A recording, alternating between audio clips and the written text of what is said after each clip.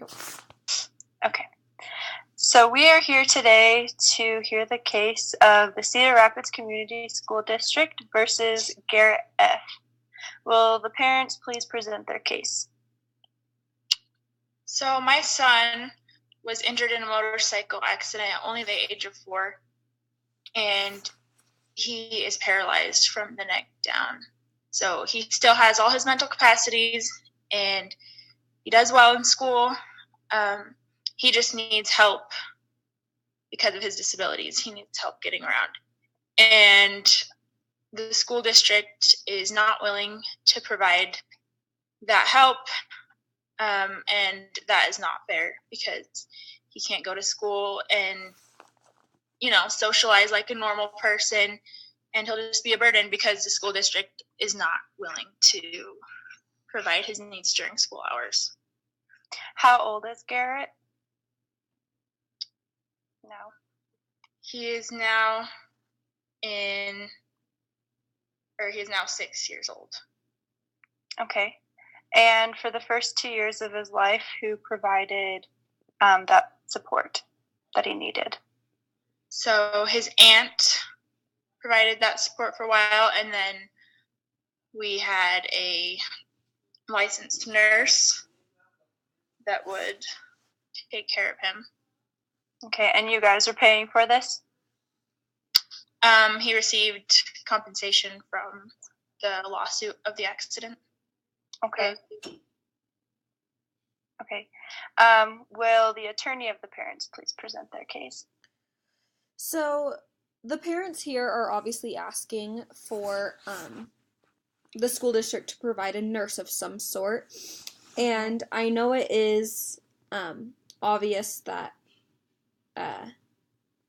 the school district isn't required to pay for medical costs, like a doctor or a hospital visit. But a nurse isn't a medical cost, and it's what he needs to be able to attend school. And no student is able to be discriminated against and not receive an education because of their disability, according to the Zero Reject. And it's just obvious that he's mentally there, it's just his body doesn't work for him like it should. And so we need somebody to be there to help him. And if that's not provided, then that's denying him education. Okay. So by not providing not medical support, but just the support he needs in class, it's not providing him his education? Yes, because he is not able to fully do his work or get around or anything like that without that support. He can only move from the neck up. Okay, and so why does he need a nurse rather than just like a classmate to push him around or kind of help him? Or like the teacher? Why can't a teacher or a student help? Yeah, so we're looking for a nurse. We're asking for a nurse because there are some things that could go wrong. Like when he's eating, he could choke. We could need somebody to work on the respiratory side of things. So we just need somebody to kind of be there. When he goes to the bathroom, he needs help with that. And so it's just important for us to have somebody one-on-one with him that's trained for everything that could go wrong, just in case it does go wrong. Okay. Will the attorney for the school district please present their case? Yes, so we have been asked to provide one-on-one nursing for Garrett.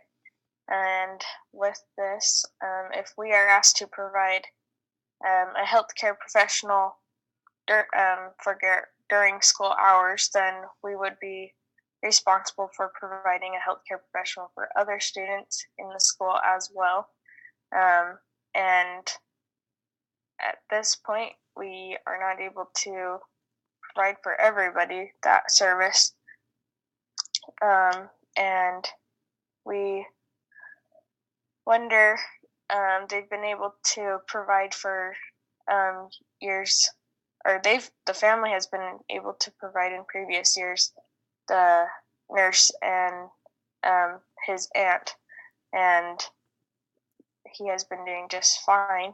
And so we wonder as to why we need to provide this funding for a nurse when or any other person to help him during the school hours when he has already been having it.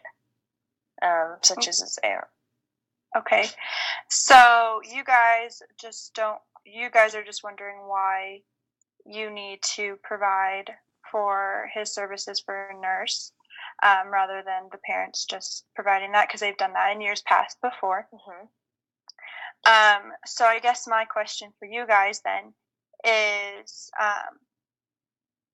what do you have other students in your school that need assistance like Garrett does, but have other people come in that the parents pay for?